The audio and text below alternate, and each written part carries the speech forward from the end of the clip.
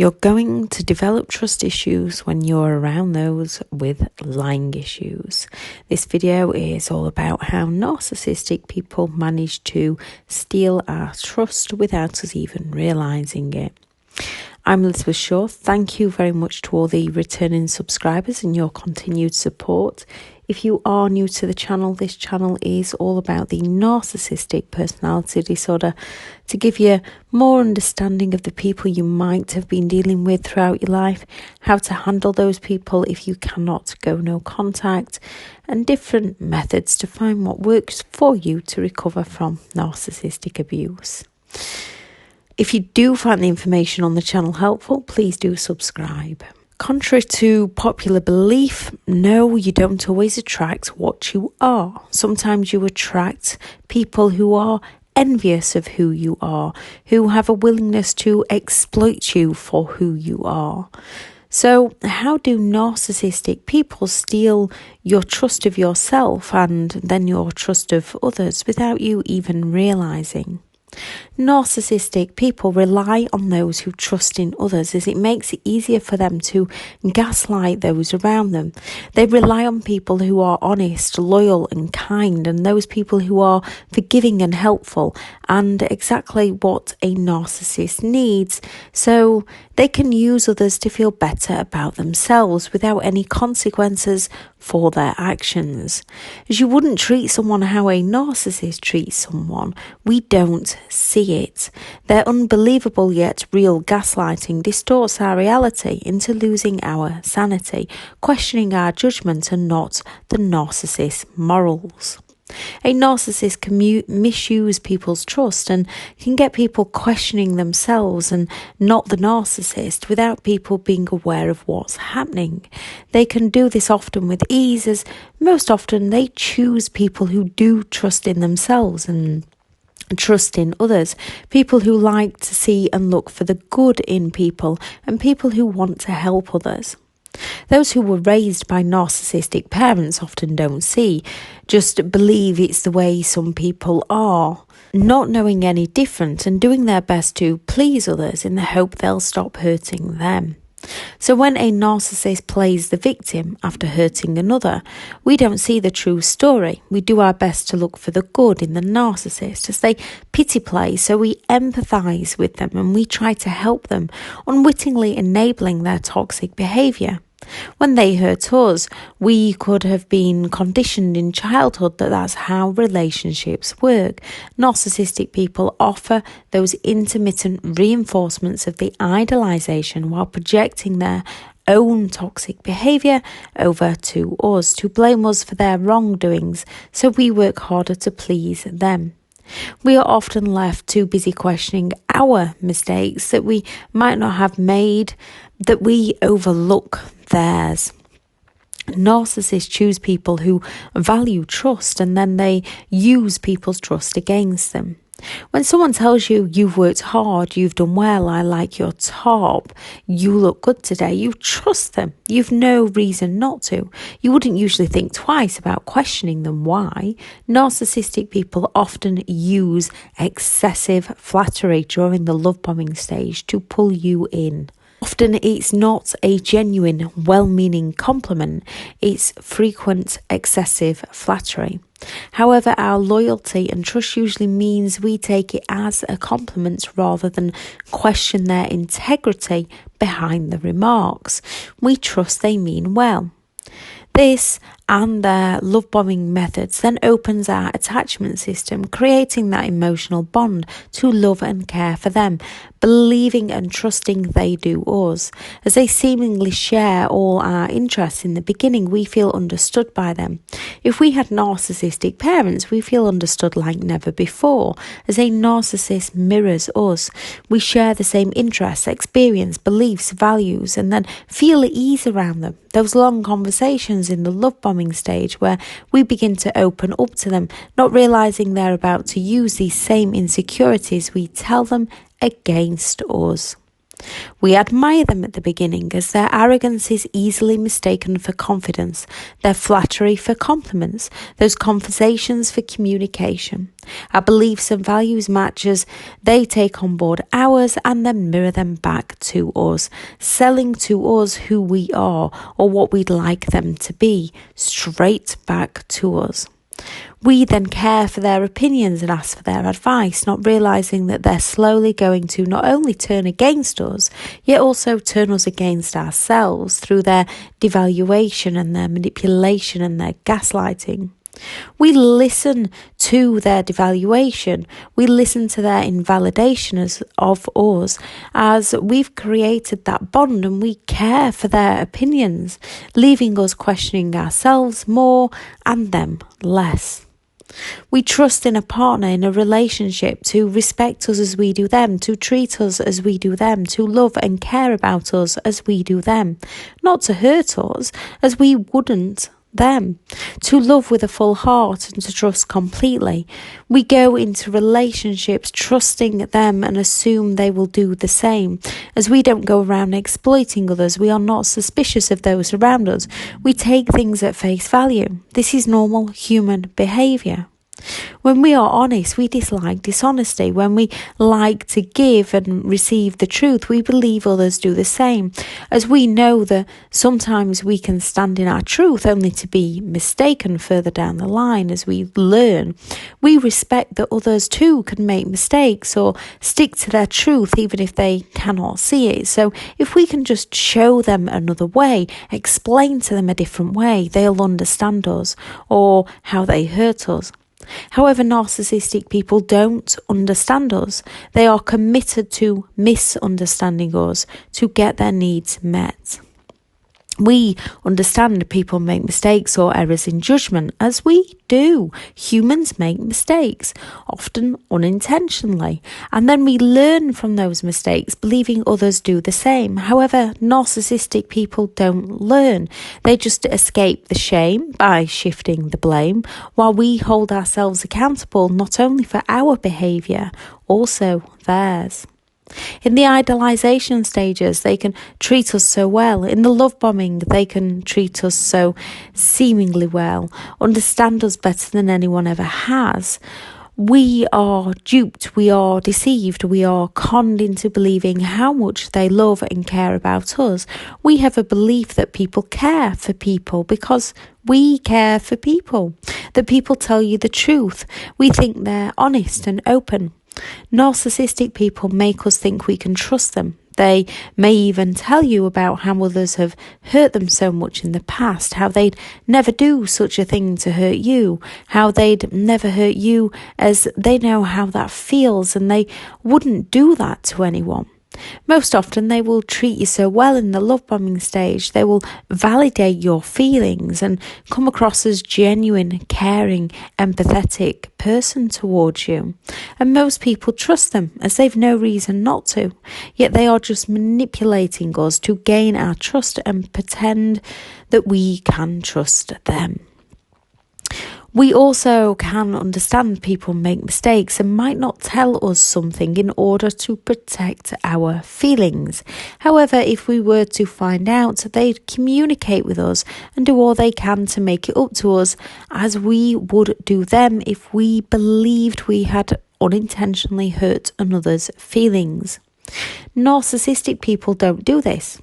They cause intrigue. They set the environment, they set the stage to get us going. They bait us and then they deny all knowledge. You must be mistaken. They pass the blame, if only you hadn't, or they fall silent. When narcissistic people start to say, it's just a friend, we do our best to trust them, to believe them. When they say, you're their soulmate, the love of their life, they'd never hurt you, we trust them. When they say, or when they ask to borrow money from us, saying, I'll pay you back, we trust them. We trust they will pay us back as we would pay them back. We trust they will do like they said they would do. When the women say they are on birth control as we don't want children, we trust they are on birth control. When they say they are working away or working late, we trust them. When they say they'll take care of the bills, we trust that they will take care of the bills, not realizing they're about to shatter our trust and then blame us for trusting them, blame us for their behaviour and claiming they didn't tell us because things like, I knew you'd act like this, or I didn't tell you because I knew you couldn't handle the truth. Trust is a valuable tool to use against us. Narcissistic people take it, disrespect it, stomp all over it, and use it to hurt us and slowly try to take our trust in ourselves away from us with things like, I never said that, or you're going crazy.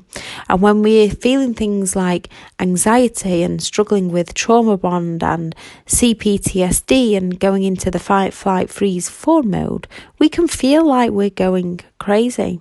And as we trust in their opinion, we believe in what they are saying to us, even if we stood there thinking, wait, what's going on here?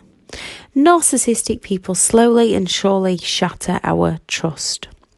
If we do start to stand in our truth, stand up for ourselves and question them, it's then the mind games of the silent treatment, gaslighting, blame shifting, projecting, invalidating us, intimidating us, triangulating us, and so much more, leaving us with self-doubt, feeling insecure, and that feeling is often validated by the very person that we trust is telling us that we're insecure, or we're just being too sensitive, or it wasn't that bad, I'll pay you back next week, or what money, and the rest that they say, often leaving us walking on eggshells around them for fear of what they will say or do next. If we ask them a simple question, they can turn into the almighty rage, so we fear asking them for what they might do.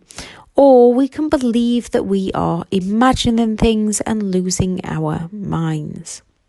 Then when we begin to see what's been happening, they will have all too often smeared our name to others so we can't get the help and support that we need, and discard with no explanation and no closure, leaving a horrible pain in our hearts and awful thoughts running on a continuous loop throughout our minds. That we feel that we just cannot escape from those thoughts, leaving us to deal with health problems, financial problems, and picking up the pieces of what's left of ourselves and our lives. With all that narcissists do, we're left with fear, anxiety, and left with little to no trust within ourselves and those around us. We can feel stupid, foolish, and not want to talk to others. Don't. You are far, far from alone. It is a narcissist manipulation. With how narcissistic people manipulate, it's hard to see what's happening to us while we live it, and it's hard to understand it as we are coming out of it. A narcissist can bring those intermittent reinforcements of the idolization stages, the future faking, back in any moment to give us the hope, to distract us from the pain of the present. It's even more challenging to see. It's hard to see what we don't know, and even harder to understand a behaviour we're unaware of and cannot understand someone would behave that way. You can and you will get your trust back, first in yourself and then in others. One step on rebuilding your self-trust after a narcissistic relationship.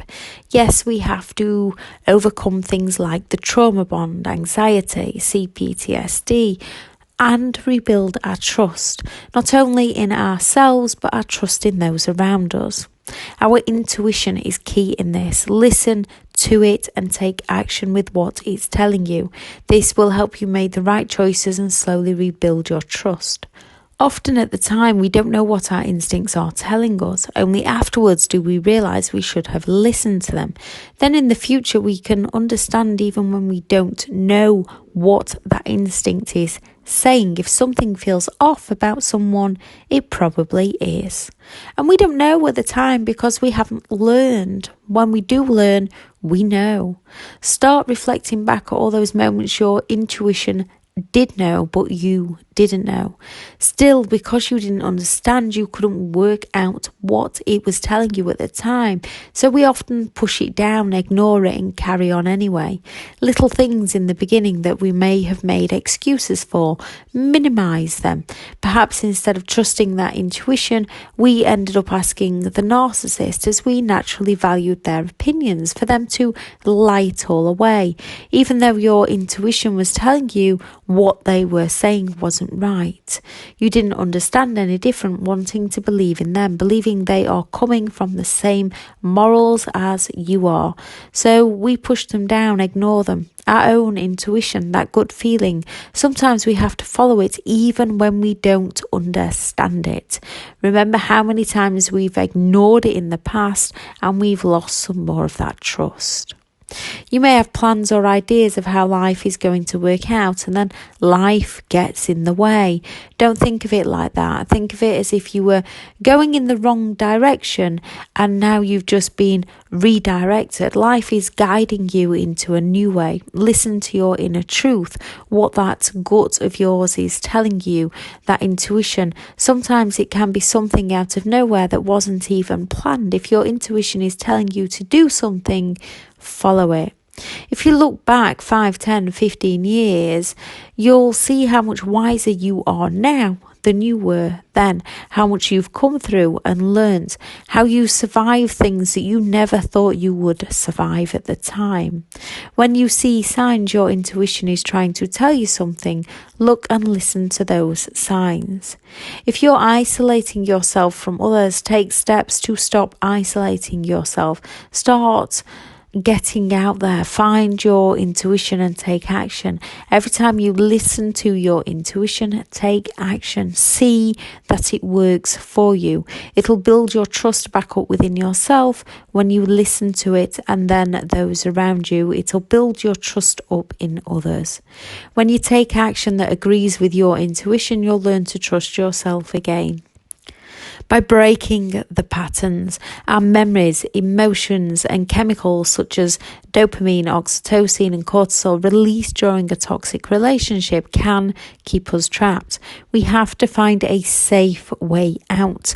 Then we have to find a way to break the cycle by interrupting the pattern, interrupting the cycle, and getting passionate about finding and helping ourselves so that we can be at our best to give our best to the right people and walk away from the wrong people.